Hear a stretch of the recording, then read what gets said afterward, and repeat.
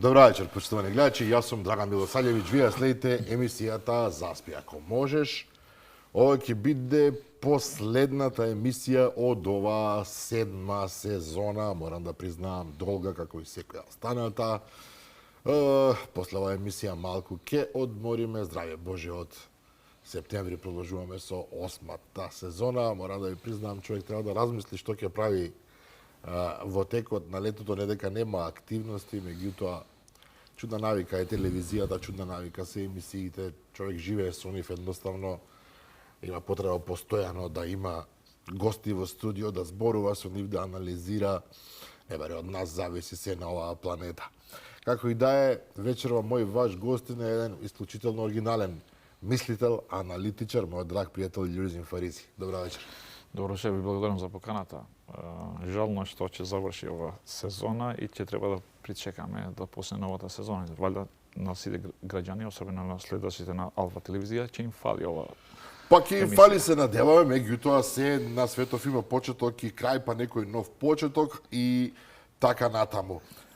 Љузим, има наистина многу теми на кои што може да се зборува со вас. Реконструкцијата на владата е во, условно кажано, е во тек, односно веќе е во собранието, би требало да биде изгласана новата влада, практично е нова влада, некаде до средината на овој месец зборуваме практично за денови, меѓутоа општ печаток беше дека таа мора да се направи природно, после 2 години, кај некои министри има замор на материјалот, кај некои министри има веројатно недоволни перформанси, меѓутоа граѓаните очекуваат едноставно уште повеќе работа, уште повеќе активност, реформите стојат пред нас и некако сето ова излезе како природна ситуација. Нормално прашање над сите прашање е дали новите министри или на новите позиции, некои од нив само ќе се префрлат на други позиции, ќе го дадат очекуваниот резултат?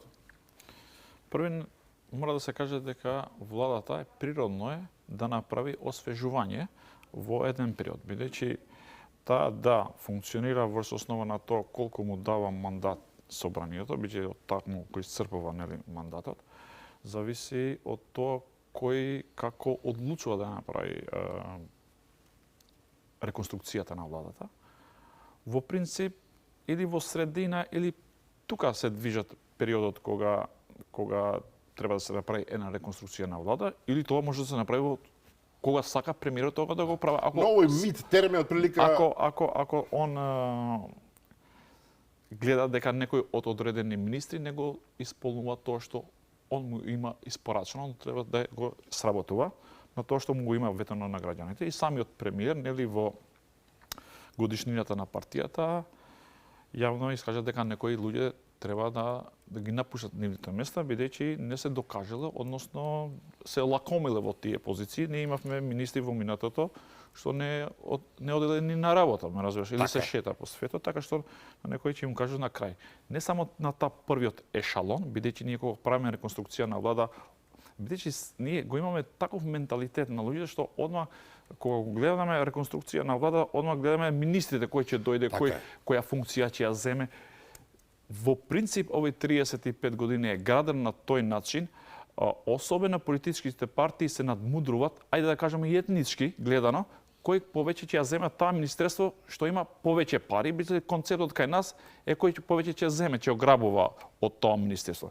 Добро е што во овој период не е вметнато, дури и опозицијата, албанската опозиција, цело време го вметнуваше темата дека еве албанците напуштаат 2 министерства, тие се нели беа Министерството за труд и социјална политика и Министерството за здравство, кои имаат повеќе пари од разлика од другите министерства, дека сега те ги зема. Следното прашање, добро, дека ги напуштиле, јас не ги знам прашањата за тоа. Нема проблем, да, се разбира. Мисля дека ако ги напуштат тие министерства, оно што имаат со милиарди буџет, мисля дека веќе албанците не се застапени во влада, губат влада, а тоа нема врска со тоа, бидејќи тие пари се на граѓаните, само треба добро да се менаџират. Токму така. Но јас сакам нешто друго да кажувам. Слободно. Што е многу важно за граѓаните да се кажува, за сите. Фала Богу, после 10 години имаме реконструкција на влада, а немаме реконструкција на држава. Бидејќи во минатото, секогаш кога ќе имаше реконструкција на влада, имаше реконструкција на држава. Ако памтите, во минатото, кога владееше СДСМ и ДУИ, кога ќе дојдеше време да се реформира владата, паралелно се реформираше и државата. Односно се правеше реконструкција на државата, се извинувам, пардон. Тоа значи дека ние, освен што ја реформиравме владата, и во случај да да ја реконструираме и државата, во смисла променивме името. Па после дојде кога требаше реконструкција на влада, пак реконструиравме државата во смисла да направиме штеден договор со Бугарија. Па после кога немаше ова, знаете што правеа? Па ги условува, па после мандатарот ќе го условува и ќе му кажа не, јас сакам министерството ова што не е практично во оваа влада, да земе министерство кај има повеќе пари, па од тама па после да прават бизнис делки во владата. Неверојатни комбинаторики се за пари. И на крај, па после почна да тргуваат и со да го дисбалансира државата. Бидејќи на краиштата, ајде да кажам поречникот на ДУИ да одам. Рамковниот договор, пошто јас сегаш на уставот се повикува. По нивно да одиме. Рамковниот договор, односно уставот, предвидува да не се дисбалансират силите на етничките политички партии, а тука и на етникумите што живеат во нашата држава. Ние до тој степен дојдовме што ја дисбалансиравме државата. Ако се сеќавате, на време на техничкиот премиер имаше 70 или 80% министри албанци, што ја дестабилизира политичката сцена и дојде до фиаско на таа политичка партија што беа у власт, а после и на ДУИ како политичка партија.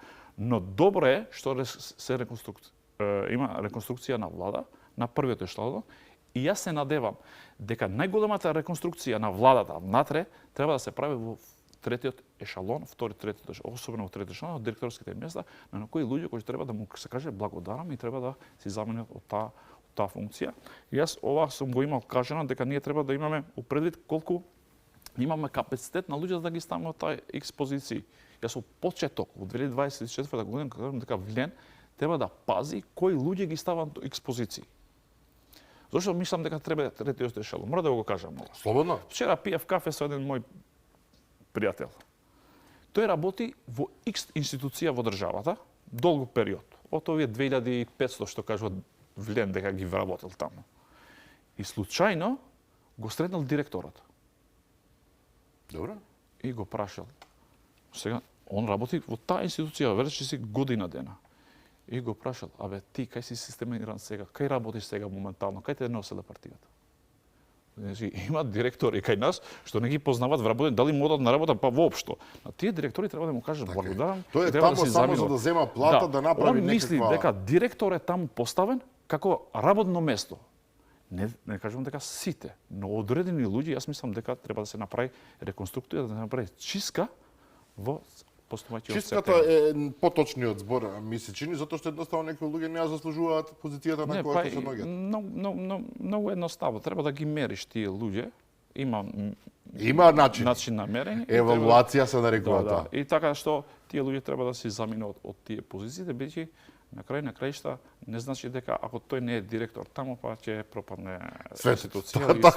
Светот нема да пропадне. Така што генерациите треба да се сменат. Јас мислам дека после 2 години, тога ми е зборот за Влен, има веќе капацитет на луѓе кои може веќе лека полека да ги... Но дали е точно тоа што го зборува Дуи, дека албанците изгубија со тоа што Влен практично го изгуби Министерството за здравство.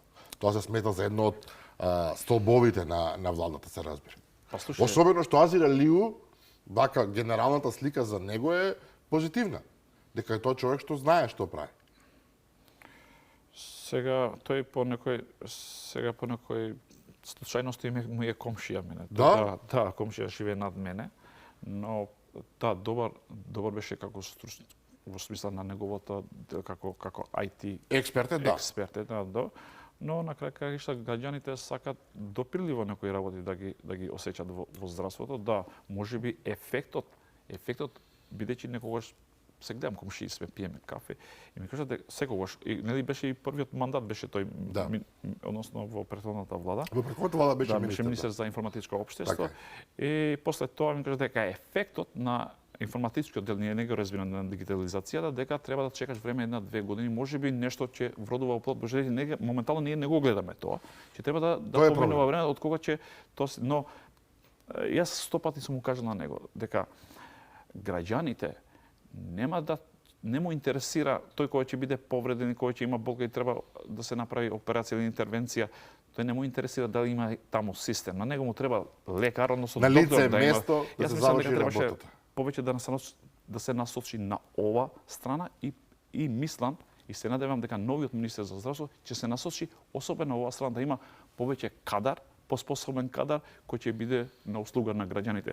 Да, IT технологијата, односно дигитализацијата е многу важна, бидејќи тоа е тренд, но не треба да му даде предност на едното, а на другата Тие страна. работи би требало да одат напоредно практично, што е многу тешко. Меѓутоа како и да е. Но имал да, Азир Али е еден од најдобрите, мислам дека имал и добри други министри, но некогаш многу е потребно сожина. Но да се навратим на Дуј. На Дуј кога се формираше ова влада, цело време атакираше на Стоилковиќ за Министерство за меѓуетнички односи. Кој што сега ќе оди во локална самоуправа. Сега ќе оди во локална самоуправа, каде тие од граноначалниците на Дуј треба да побарат соработка, односно треба да барат проекти од негова страна. Ќе биде комплицирано. Па не знам сега да видиме дали тие ќе поднесат барање, односно дали ќе им се обратат на тој министер за некој проект. Ќе видиме. Дали добро прашање. На тој министер. ајде да кажам српскиот свет ќе му се обратат за некој проект. Така што тие цело време атакираат зошто е во таа позиција дека тој сега баш во тоа министерство кај рамковниот договор и дека таму ќе уништил рамковниот договор, ќе го уништил. Па добро, но претходниот министер не се истакна да збориме реално. И сега не зборува за таа министерство, сега па се нафрлува другите министерства. Проблемот не е кај министерството, туку е проблем зашто тие не се дел од власта, тоа е најголемиот проблем. Единствената работа е тоа, всушност. Па да, целта е тоа, се секоја политичка партија да дојде на власт. Јас мислам да беа во владината коалиција немаше да имаат никаков проблем со Стоилковиќ или со било кој. Јас ти гарантирам дека ќе се гушна секој ден, ќе излезе у пресконференција и ќе кажува дека тоа нема врска со српскиот свет и така натаму. Тие се магионичари, односно тие се имат сила на пропаганда. Јас ги гледам пример, ги следам, пошто можда јазикот ми е предност, сега некаде ги преведуваат, но ги гледам пример, не се во континуитет во истиот став. Еднаш кажуваат дека се е уништено, во смисла на албанската заедница во државата, дека рамковниот договор веќе не е функционален, дека не се применува, дека е укинат, дека албанскиот јазик е укинат, па после излегува после 2 дена истиот човек, Захмети ми е зборот, кажува не, во тенденција е да се направат овие работи. Па третиот ден пак ќе кажува се е уништено, сме се вратиле пред 1991, не знам. Па после пак кажува дека сака да го суспендират албанскиот јазик, па сакат албанците веќе не се посилат по институциите. Сега јас не знам што треба да му се. Тука и Бујар Османи особено се истакнува со една агресивна риторика, би рекол. Зависи. Кога го читаме него, не е истиот човек кога беше министер, на пример. Не, зависи во која емисија оди.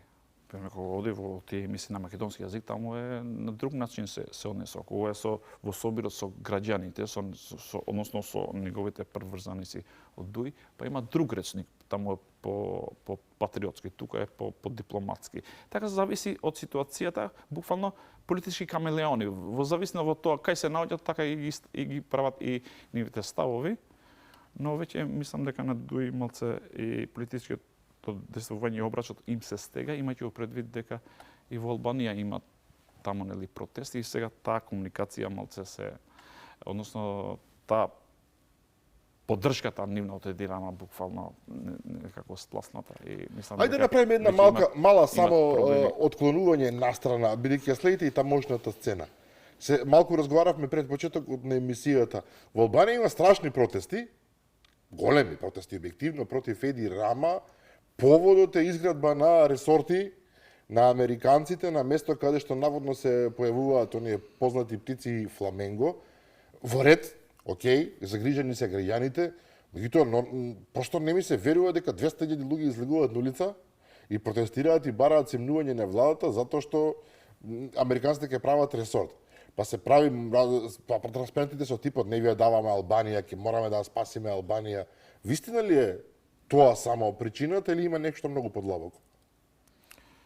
Зашто ако го анализираш, тој ресортот не е тема овие колку е 40 дена, мислам 40, не знам колку, 40 и кусур дена што се протестира таму во Албанија, речиси 2 месеци да не кажам.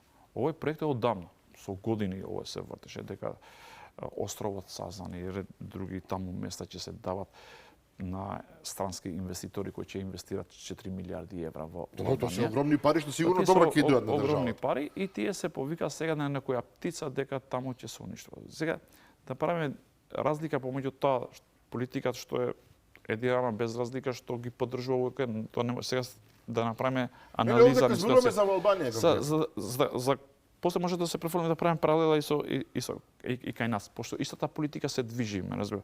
И одеднаш нели после некои мали протести таму во едно место и одеднаш нели еден го влетеше, можда тоа може е инсценирано, кој знае сега, ќе каже времето после неколку години и од тога почна тоа протести. Тоа беше практично тригер за големи протести. Но знаете што е проблем? Таму одеднаш сите можни центри почна да се вклучат во тие протести од сите можни лобито и да протестират. И сега не само опозицијата, туку и разноразни движења, да не ги употребиме термините сега. Во почеток движењата и после инфлуенцери, па да не кажам луѓе што пример, едни од нив кажуваат дека сонцето е ладно, колку по-горе одиме по-ладно е, и за такви луѓе сакаат да ја водат државата утре, ме разбирате. Малку е надреално тоа, да. Но проблемот е и не само тоа, сега тие па го превртиле тезата таму сега дека се борат против криминалот, корупцијата таму, тоа што е вистина таму, бидејќи специјалното обвинителство што е кај нив, речиси секој втор трет ден по него го уапсува таму во држава. Речиси сите најблиски луѓе на Еди Рама завршија во затвор. Вистина. Градоначалникот на пример на градот на Тирана заврши во затвор, нели? Илир Мета, неговиот соработник, заврши во затвор. Сите заменик нивните вице-премиери завршија сега последно, нели најмощниот човек, односно министерката за инфраструктура, така транспорт и врски, не знам како беше таа и вице-премиер со време Белинда Балуку, не таа познатото, и таа веќе му го зема, нели е разрешена од функцијата на министер и само пошто таму има функција и тие имаат па друг начин на владење, пример таму имаш функција и пратеник и министер. Во исто време? Да, и исто време. И сега таа не е веќе министер, но е пратеник во собранието и таму се врши притисок на нејзе да му се земе нели имунитетот, таму пошто Еди Рама има мнозинство, речиси 2/3 од 140 пратеници што има собранието, тој има 83 или 82, не знам сега точно. Има комодна ситуација. Така што има комодна ситуација и тоа е сега, но протестите се масовни, се видливи. Масовни, но од другата страна он не пушта. И сега, но интересно е да се поврзе со протестите кај нас. Ако се сеќавате, кај нас почна протестите. Студентите отидоа таму, нели нашите студентот од Република Македонија, нели за правосудниот испит што протестира тука. Така беше. Истите студенти протестира и во Тирана. Ако се сеќавате, имаше многу мал број. Но тие само го запалија таму очигледно, после одма после тој 10 дена не помина таму, одма почна протестите во Албанија, така што сега кај нас па нема такви протести. Добро. Од тие студенти веќе дури дополнително сега можда што ќе го земат Министерството за правда, па не сакат ни да протестират, веќе се плашат сега да не биде на албански јазик правосудниот испит, па така е. Не знам но што покажува од тие центри се прави? Дека некои центри на моќ и тоа како контролираат разноразни инсталации во сите држави. Чудно е, ме разбираш, таму се протестира против него, тука па се стопира, па добро е што кај нас во државата е мирно и не се протестира во рамки да се бидејќи на некој начин. Но комбинаториките се многу интересни. Што е проблемот во Албанија, пример, ти немаш опозиција. Овој утре и да излегува на избори, пак ќе победи. Добро, нема доволно силна, снажна фигура што би го заменила опозиција. Нема тие луѓе да веќе ти го имаш Сали Бериша таму кој што е истрошен, кој од 91 е во политика. Значи 35 години истиот човек и тој нема капацитет да го дополнително што таа политичка структура таму е распарчена од сите страни. Тие се обидат тие помалите политички партии кои се маргинализирани во политиката таму во Албанија се обидуваат што имаат еден пратеник, два пратеника, се обидуваат тие па да ги да кажам, злоупотреба тие протести. Не дека немат право тие дека што го ја критикуваат владата, Јасно. но сепак јас мислам дека немат капацитет таму. Пак кога ќе дојде на крај, тие секој се излегува со неговата политичка партија и таму пак мислам дека Еди Рама е во предност сега за сега, но тоа е сосема друго прашање што јас мислам дека тие не се обединети како политички структури сега како опозиција да се спротивстават на Еди Рама. Јасно. Да се вратиме на ситуацијата во Македонија. Велам да, Стојковиќ го заменува Агон Ферати од Вреди. Љутков ќе биде заменет министерот за култура од Седат Сулејмани, да, и Министерството за правда ќе биде Јетон Шасивари, кој ќе дојде на местото на Игор Филков од Знам. Тука има една ситуација многу интересна, велам, затоа што Филков даваше од петни жили убедување дека тоа што го прави е добро, квалитетно во правдата, а ово Јетон Шасивари важи за не е непознат во јавноста. Тој е професор, ако не се лажам, на уставно право предава во на Штуловиот универзитет. Да. Има ли тој човек според вас капацитет да направи вистинска една трансформација на Министерството за правда?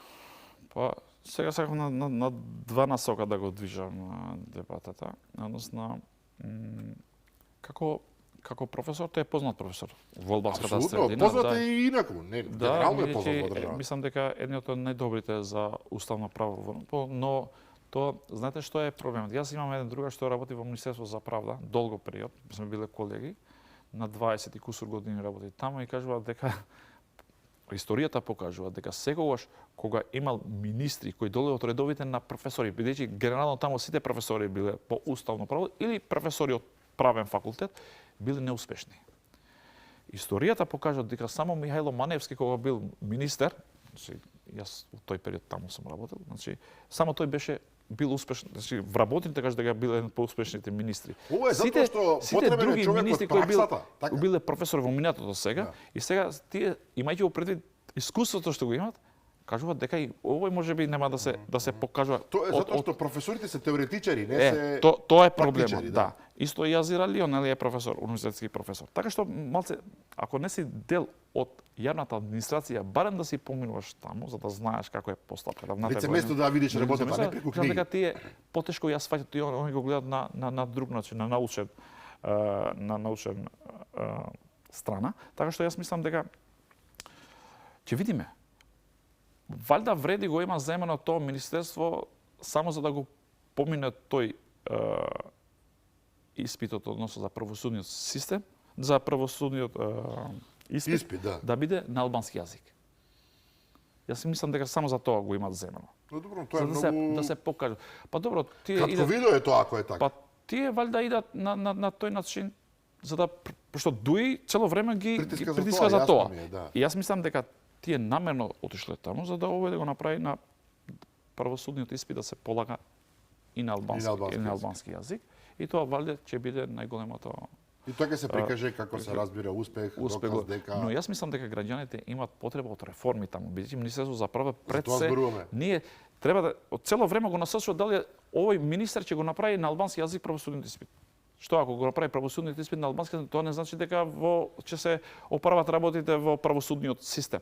Ние мислиме дека треба да насочиме целата енергија за да му вршиме притисок на министерот да донесе закони на кои ќе ги врзе рацете на јавните обвинители и на судиите, на тие што го злоупотребат својата положба и функција таму. Така што јас се надевам дека новиот министер својата енергија ќе насочи на тоа да направи реформи во правосудниот систем, да донесува закони што се важни многу за граѓаните кои ги чекаме со децении можда.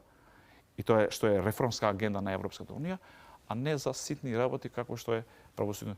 Сега може да ме критикуваат некои да кажат дека ова е најважно, но на крај кога ќе те суди тој таму или обвинител, нема да те суди, нема да ти пише. Бидејќи ако ги гледаш сите работи може да разборуваме за други работи. Пошто јас веќе ги знам одма, пример вести јас кога гледам вчера или завчера, нели историски потпишат договор да се направи автопатот Скопје-Блаце. Јас бидејќи кога ги видов нели во слика кој потпишува, кој се тој ресорот, тој премиерот, министерот за транспорт и врски е македонец на ЈПДП, нели исто од тоа предпријатието е Коцетрановски македонец. И сега знаеш што беше? Не беше важно да се прави во албанските медиуми, може од опозицијата, не дека ќе се гради тој автопатот, што е многу важно, туку дали имал албанци кои зборувале таму или на мајчин јазик. Тоа е тотално неважна работа.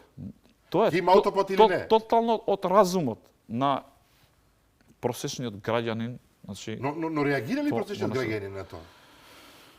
Ја мислам лапна ли дека- јадицата? Ја лапна ли јадицата или го сваќа тоа како една политичка Не, измама? ти ја лапат свесно, а целта е да бидат дел од власта. Не, зборувам за обичниот граѓанин. Па и обичните граѓани, Обичниот граѓанин му треба автопат. Потполно е sejedno кој како ќе зборува. па ако е поделано етникумот на две страни, тие за нив пример, за тоа многу е важно дали би зборил на албански јазик, пошто тоа го зборуваат генерално по колоарите. Тоа е важниот дел, значи дали се зборувало при Јас ви гарантирам дека кога ќе се пушти, еве, се снима во емисија, кога ќе се пушти автопатот после 4 години. Главна тема знаеш кој ќе биде? Дали знаците ќе бидат двојазично или нема да бидат? Еве, ви А не дали гарантирам. автопатот е квалитетен? Еве, ова емисија се сними. Ќе видите следен пат. Ако ги става само на македонските, тоа ќе биде тема. Не е важно дали е пуштен автопатот. Значи, ние на граѓаните им продаваме ефтини работи кои многу лесно ќе се, за да можеш да ги манипулираш. За жал. Да. А што е со Фатмир За да го Лимани? поврзват директно со според нив окунување на рамковниот договор. Така е. Што е со Фатмир Лимани? Една интересна појава, човекот е роднина на Али Ахмети, така? Кој што долго време едноставно застана против својот чичко Вујко, се не сум сигурен што точно му е. Роднина се. Некакви роднини се. Влезе како министер за Пошто во албанските политички партии генерално, традиционално е чичковците и роднините да бидат фамилијарно дел од власта. дел од власта. Добро. Но Фатмир Лимани беше во социјала, демографија и млади, така?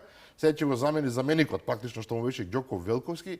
Фатмир Лимани делуваше како да има, се уште делува, сосема солидни односи со премиерот Кристијан Мицкоски, дека има неговата доверба, од друга страна неговата позиција во вреди беше разнишана или практично не постои веќе.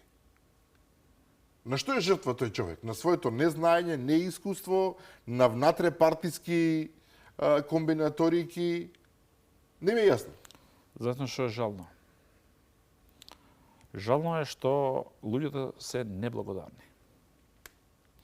Да не забораваме дека Влен теоретски шанси немаше можност да влезе во влада. Добро? Ако не биле некои луѓе кои лобирале, бидејќи пред се во политика се е Лобирање, така. лобирање. Само во вреди мислат дека тие требаше да бидат во влада. Фатмир Лимани е еден од тие луѓе кој лобирал за да биде вреди, односно не само дека лобирал како вреди да биде во влада, туку беше унифицирана личност кој ги унифицираше и другите политички партии. Тој придонесол во тоа. На крај на краишта, да не забораваме дека Фатмир Лимани е единствениот човек што отиде на Ахмети, памтете кога му го снимаше куќата со Така дрон? е. Така е. Е тоа му го правеше само Фатмир Лимани. Требаше храброст во тоа време. Само Фатмир Лимани имаше работа. Овие другите, ако не се сеќавате, да ги потсетам граѓаните, беа со Дуј во влада тогаш, во тој период. И сега, кога он толку моќта што му било, конекциите, влијанието во Дуј внатре да расцепува гласови, Така. конекциите во цела држава беше долг период во политиката, успеа вреди да биде дел од власта, односно Ахмеди да биде дел од опозицијата. И имајќи го предвид дека тие па и фамилијано се после тоа се има не зборува помеѓу себе. Така што ова е првата неблагодарност според мене, бидејќи на крај на краишта ние треба да бидеме луѓе. Да му кажем благодарам, ти беше дел тоа. Без разлика. А дали беше способен министер, неспособен министер, тоа е сосема друго прашање. Според мене, ако ме прашуваш мене, Да. Ѓоко Велковски е најпогодниот човек за да биде дел од тоа. Тој е од тоа министерство со години. Јас мислам дека он го знае. Така. Јас мислам ние треба во иднина. Ние мора да имаме пракси од други држави, Франција или други држави кои се поразвиени во одредено. Ако еден човек не бил во тоа министерство таму, барем да знае и да сработил за не можеш да го ставиш министер. Затоа се согласуваме Ние целосно. политички да, кај нас да. Сега мора да се направат коалиции. Да. Сега овој Тука им се падна, ти да. ти дава услови и сега он не се меша, сега нормално не може да се меша у вреди кои луѓе ќе бидат министри, они сами ги предлагат. И сега јас мислам дека човечно беше него барем да го почитува или да го викат или да се. Но мислам дека што е кулуарската приказна? Зошто овој човек е тргнат? И овој се врати на кај Ахмети. Тоа е голема штета за и одредени луѓе од вреди се вратат на кај Ахмети. Па утре кога ќе излезеш на избори, како да, но зошто што е позадината, се знае ли? Кај нас сега се има, мора да кажам дека албанските политички партии, па и вреди, што се функција, функционираат како кланови и како беглери функционираат. Зошто е така?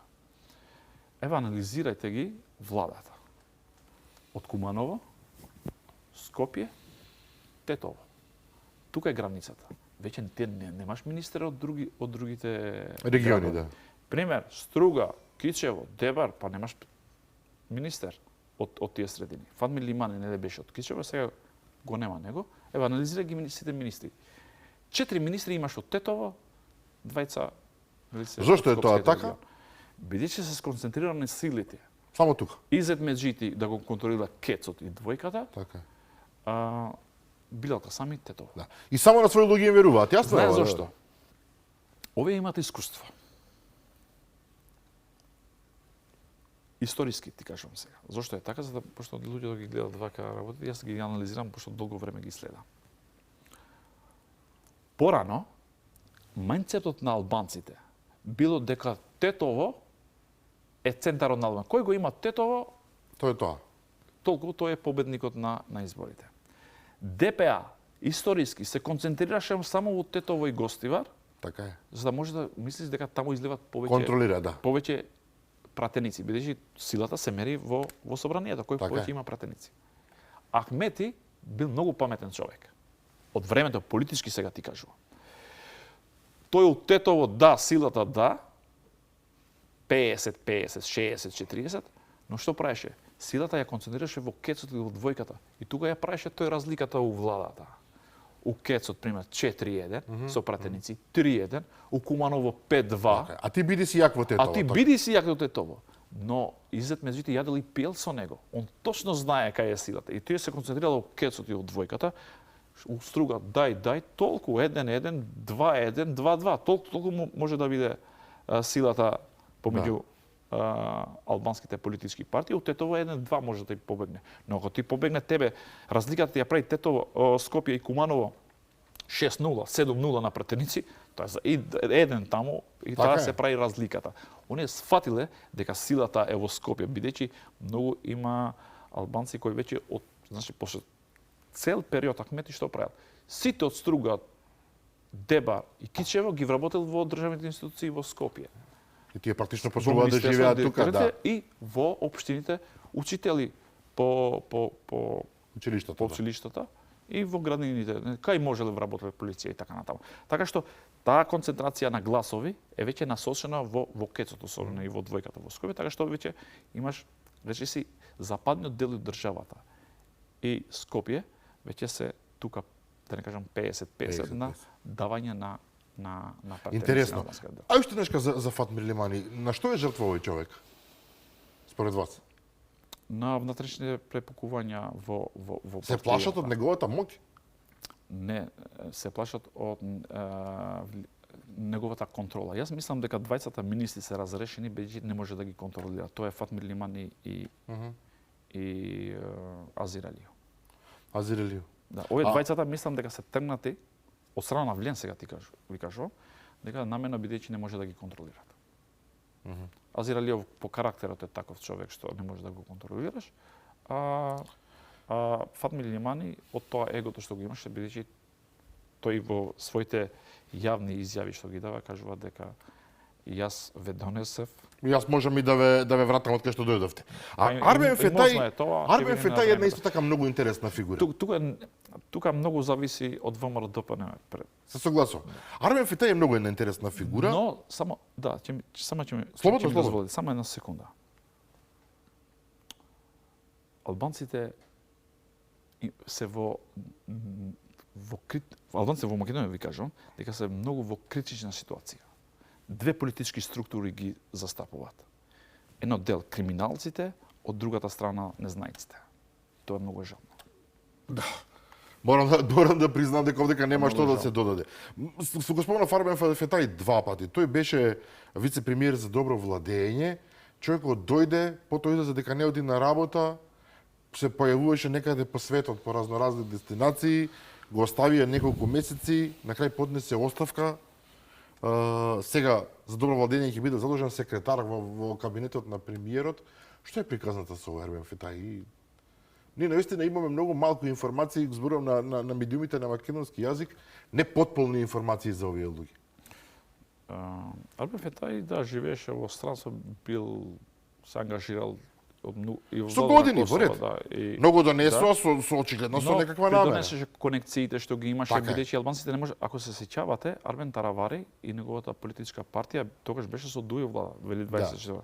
Мораше некоја друга политичка партија за да се врати во вреди, односно да приклучи во таа коалиција, за да може да барем да бидат изненачено со Дуи, бидејќи разликата беше огромна.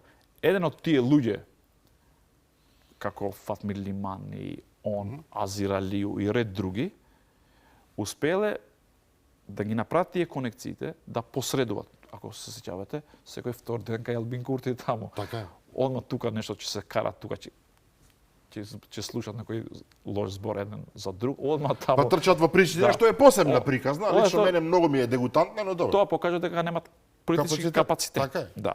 И сега ти треба да чекаш од таму некој да ти каже што да направиш. Што треба да направиш. Тоа да кажува дека тебе не те бива за политика.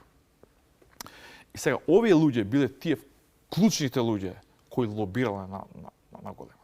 Ми може и не ги гледаме некои луѓе кои лобирале. Добро. Скришно. Се разбира. Има многу такви. И јас мислам дека вреди ќе дојде во ситуација да ја плати таа цена на овие луѓе кои им помогнал да дојдат. А сега се оставаат на биле цедул. најголемите гласители. Односно, гледа гласот против Дуи, тие ги нема, а тие што до вчера беа со Ахмети и во 2024-та, дури во 2025-та, од негова страна, сега се во позиција. Многу поразително, морам да признам. Но колку тоа го разбираат Вреди албанците? моментално има, знаеш, Вреди да Вреди еден конзорциум, би кажал. Добро, нели се обединија? Не се обединува. Ти уште функционираат врз основа на Како да се 4 партии? 4 политички партии. 5 политички партии дури. 5 всушност, да. Знаеш зошто? Пошто сега и тој Беким Чоку, што е секретар на политичка партија, и тој сега бара 20%. Тој гледа дека таму. Да, ако може. Да, зошто да не? Бидејќи 4 политички партии, сега и овој е секретар на таа политичка конзорциумот, и сега тие наместо сега еве што треба да прават. Наместо овие сега да направат реконструкција на влада и да си седнат и да, без разлика кој од која политичка партија, уште ги делат по основа на таа политика. Немој да ме го отчепнеш бидејќи тој е мој, немој да го отчепнеш овој бидејќи е мој. Он си прават калкулации внатре, на крај ќе ги чепат сите. Но тие пак помеѓу себе ги делат нивните луѓе. Така што исто како да се уште партија, да, не. И овој се договориле начелно да биде некаде до крај на мандатот вака. А потоа? А потоа ќе видат. А потоа ќе види, па тоа е многу кратко вида политика. Добро, тоа се провинцијална политика.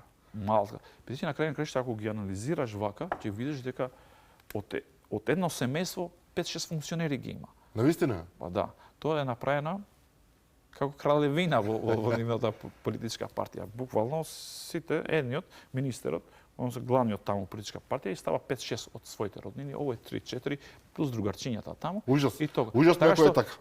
Немат визија како ова го кажувам бидејќи ова е најголемиот ризик што може да се случи на бидејќи утре дента, ако разликата помеѓу Дуи и Вреди е огромна, ти не можеш да влегуваш во влада. Не може да влегуваш во влада. Тука сам дека влегавте. 2024 година ги исклучија телефоните во првиот круг на председателските избори, ако се сеќавате. Не може да ги најдеш овие од Вреди. Мисля дека веќе изгубија и толку. И веќе ги нема на после утре ден како ја слушна пресконференцијата, нели? На премиерот, да. На премиерот дека му честитал на Арбен Таравари и дека го чека во влада и проработеа телефоните и да чукат дома еден на друг и стане, бидејќи не е така ситуацијата баш црна. Но ајде да бидеме реални. Неодамна излезе една анкета на јавното мислење од објективна ми се чини агенција, која што кажува дека ВМРО ДПМН има огромна разлика објективно во однос на СДСМ и тоа е видливо со голо око што се вели. Меѓутоа дуи и вреди. Дуи ако не се лажам има нешто подобар процент, се уште од вреди. Прилично лош показател. 2 години се во власт. Овој вреди со оваа глава и 100 години да ги ставиш џабе. Не ќе може да го поминуваат Ахмеди, бидејќи нема стратегија. Ти ако функционираш како 4 политички партии, ти не можеш да го надминуваш дуи. Треба први то злобното и знаеш зашто овие не понудат нешто ново. Овие како ги нападнуваат дуи, он излегува да се бранат по истиот наратив. Он цело време дуи ги веше во националистичкиот наратив. Што на дуи му одговара, се разбира. Да, и овие одма. Знаете што е најлошо? Ти знаеш некој портпарол на вреди? Би требало да се измачам да ми текне, да. Нема, бе. Па нема. Воопшто нема. Па нема, знаеш, замисли политичка партија која е на власт, а нема портпарол. И излегува со соопштенија. Да, само соопштенија има, така. Има соопштенија или лидерите. Па не ги знаеме лидерите, не треба да ги видиме тие младите што нудат. Имаше едно го стави заместник министер, мислам да го стави за образование, тој е едното пише. Другите ти не можеш да ги препознаваш кои се тие, кои го застапуваат, излегуваат граначалници понекогаш, излегуваат лидерите.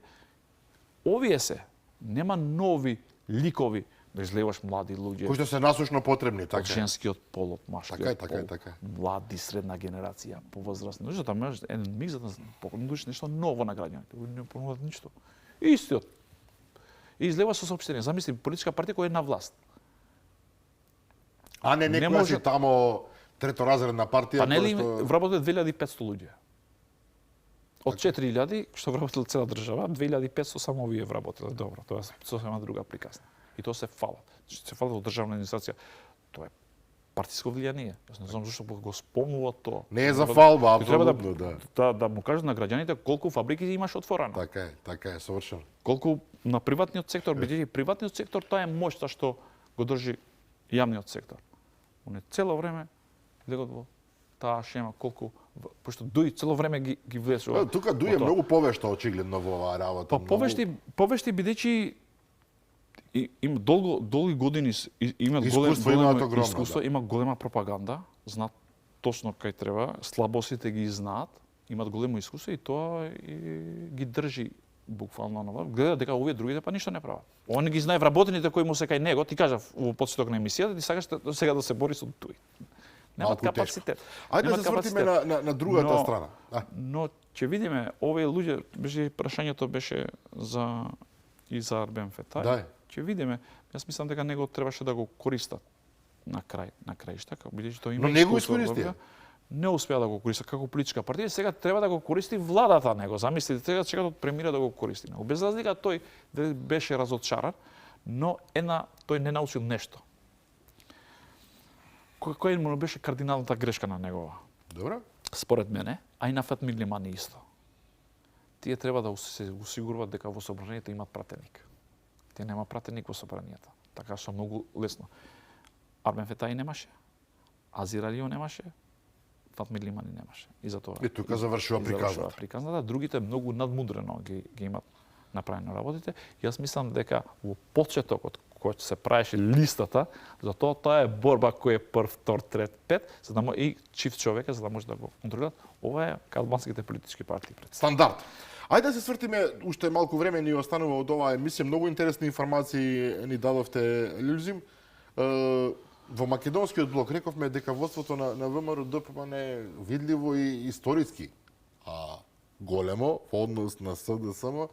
СДСМ има внатрешни проблеми, тоа е очигледно, сега излегуваат, не сега, веќе некое време излегуваат незадоволници од оваа партија кои што обично завршуваат како избркани, значи едноставно ги бркаат од партијата. Сега имаше еден нов момент каде Игор Ивановски заедно со една екипа на поранешни функционери на СДСМ и може успешни луѓе.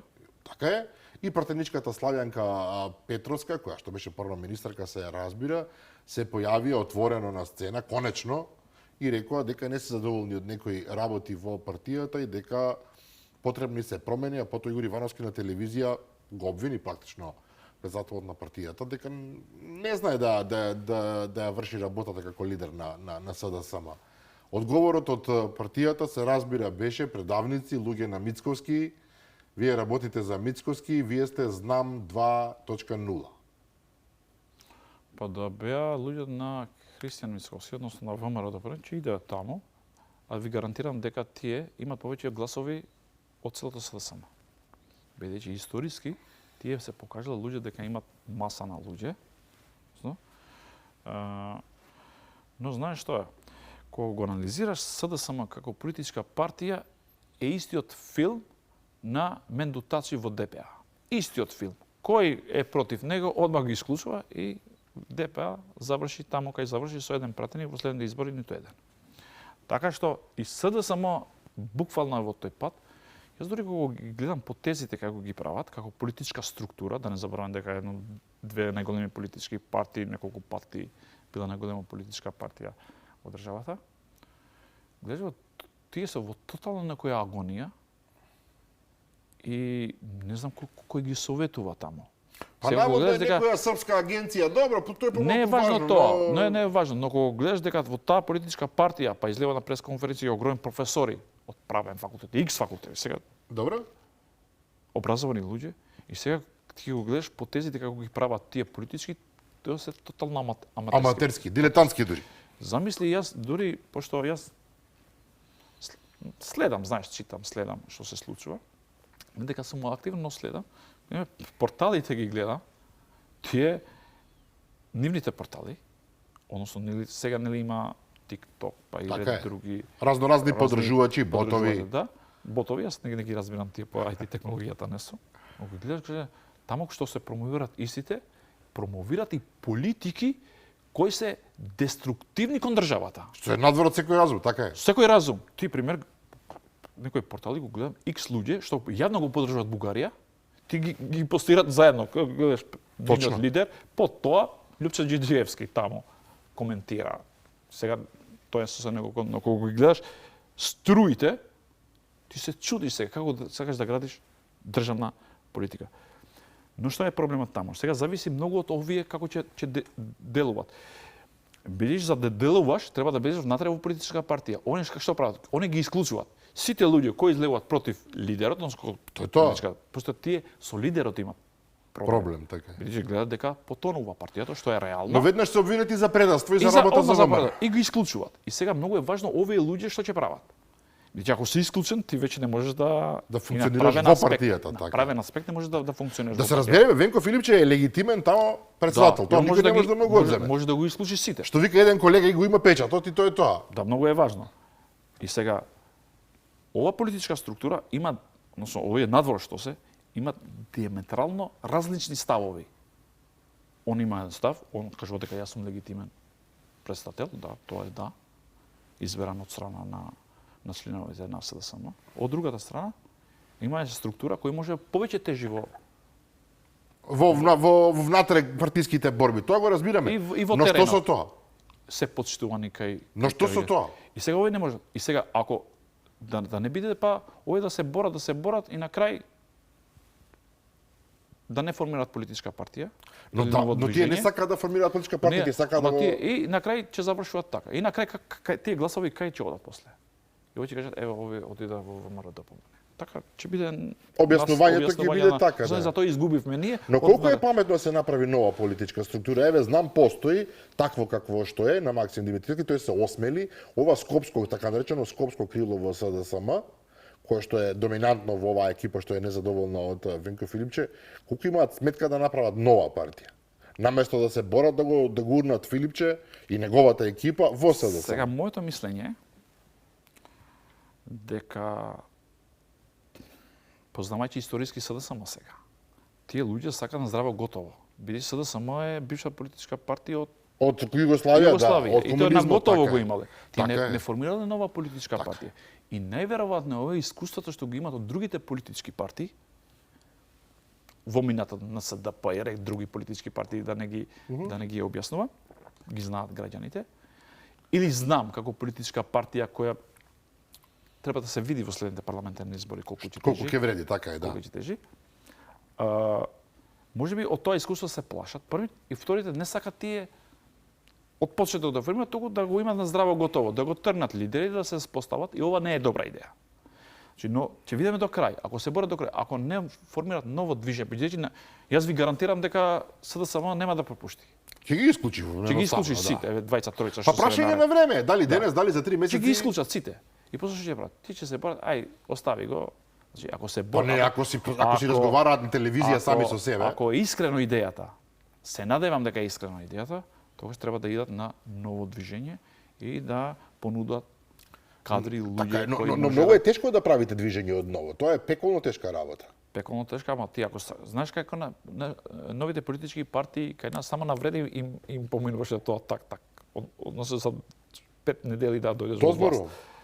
Бидејќи нашите политички партии, генерално мајндсетот е да формирам политичка партија и да дојдам на власт одма. Тоа не може. Ако целта, знаеш зашто?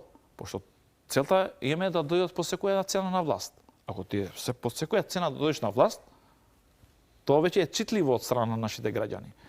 Но ако сакаш ти вистини да правиш реформи во државата, односно да придонесуваш за граѓаните, ти треба да се спремаш во долг пат. И да се профилираш идеолошки, економски. Во Косово традиционално Демократскиот сојуз, нели, на Ибраим Рогова, беше најголемата политичка партија. Он само ја креваше раката, 70% во сите градови. И тоа после војната победуваше.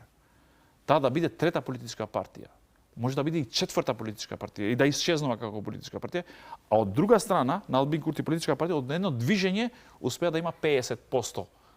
Значи има повеќе пратеници од сите други, пошто само системот, на сите албански политички партии во Косово. Така кај нас нема таква политичка партија. Бидејќи ние гледаме одма за една година, за 2 години кој ќе биде, каде ќе бидам јас, каде ќе биде братовчет ми. Веќе се планираат местата. Тогаш немаш цел. Јас мислам дека новите политички партии треба да имаат цел, а тоа тешко е сега за сега. Ќе видиме оваа структура како ќе делува, но првично тие кажуваат дека внатре сака да делува. Многу ако се исклучуваат, а ви гарантирам дека 99, да не кажем 100% ќе бидат исклучени. Логиката вели така. Па нема да пропушти лидерот.